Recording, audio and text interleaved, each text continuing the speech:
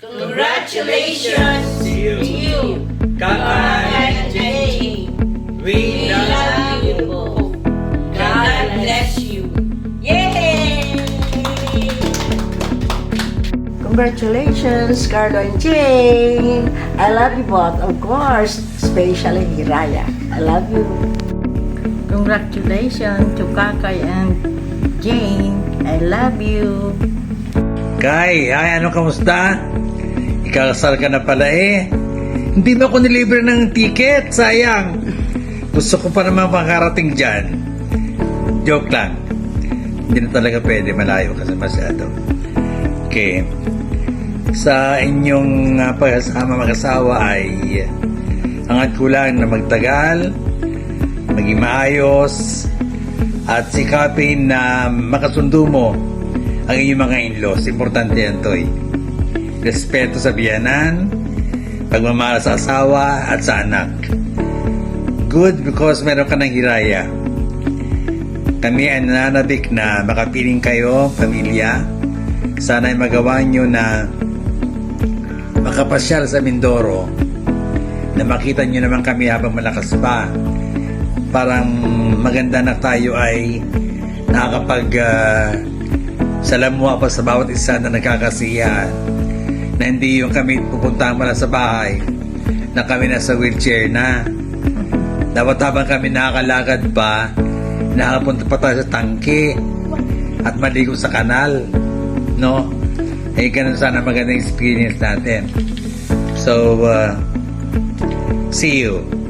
Congratulations at maging masaya, mabunga, maligaya ang inyong pagkasamang mag-asawa. Carl and Jane, congratulations. At salamat sa Panginoon na natagpuan mo na talaga kay ang God's will. Ang masabi ko ay ilagay si Jesus Christ sa center ng inyong marriage. At yung erotic love dapat ay coupled with agape love. Kasi yung makadiyos na pagmamahal, yun po mag-last long talaga.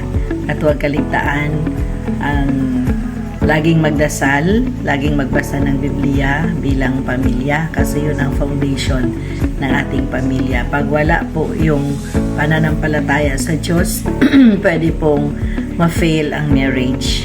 At alam ko kayo na ikaw ay may takot sa Diyos. Ikaw po ang mag-lead ng family sa Panginoon. Then Jane, bilang wife, mag-submit ka sa iyong husband kasi yun po ang biblical way. Kasi ang wife is a helpmate of a husband. So, dapat marunong kang mag-submit sa iyong husband kasi yun po ang biblical na principle sa buhay mag-asawa. And then, patuloy nyo pong i-take care ang inyong anak.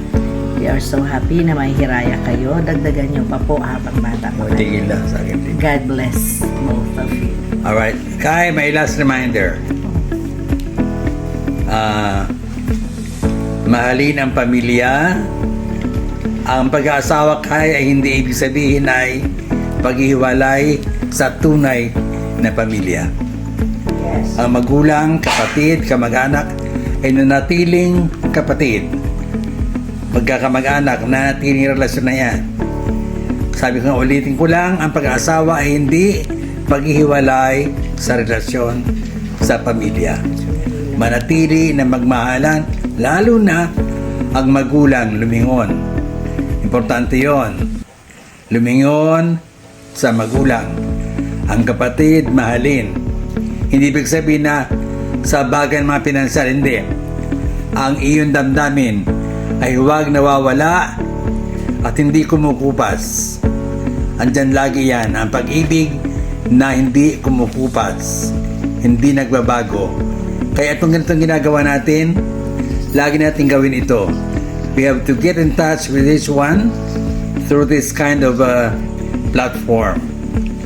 Yan ang aking gustong reminder sa iyo. Lalo pa ako, talagang I'm really longing for your presence after na ikaw nga ay nandyan na, at ang akin na lang desire is to see you with your family, bago ako pumikit. See you. Huwag hihiwalay kay sa tamang pananampalataya. Kaya yun lang ang masabi ko sa iyo. Huwag kang humiwalay sa tamang pananampalataya at huwag mong hiwalayan ang tamang church organization na nagtuturo kung ano ang katotohanan. Yan po ang mahalaga. Bring your family sa tamang pananampalataya. At alam ko na sa tamang pananampalataya ka na, pero dalhin mo ang iyong buong pamilya sa tamang pananampalataya. Hi! Hello! Hi, Kakay! I love you! Alam mo naman na mahal kita. So,